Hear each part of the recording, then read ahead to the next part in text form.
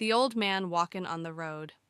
Nasreddin Hoja is invited to give a lesson in a primary school in 2024 to teach students about doing good. The students are eagerly waiting to hear Hoja's words full of wisdom. Hoja enters the classroom, glances at the children, and begins with a smile. Children, says Hoja, what we call doing good is sometimes simple, sometimes complex, but it always makes our hearts light.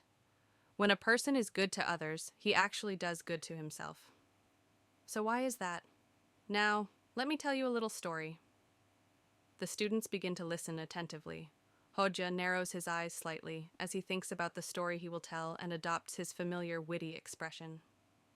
One day, in a village, there was an old man who was in a very difficult situation.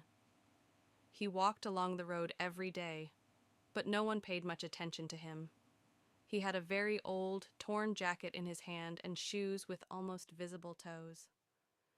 One cold day, one of the young men of the village approached him and said, "Uncle, what is your condition? You are cold. You obviously need something." The teacher paused to gather the students' attention, then continued, "That young man bought hot soup for the old man with the last money in his pocket and took off his own vest and gave it to the old man.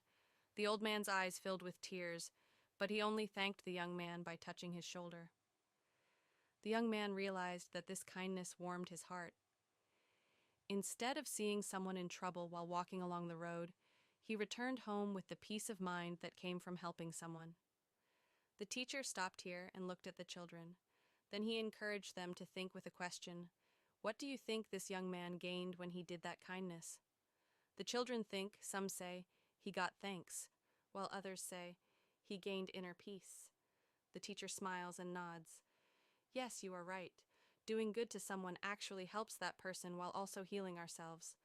All we need is to notice people and add beauty to their lives with small touches.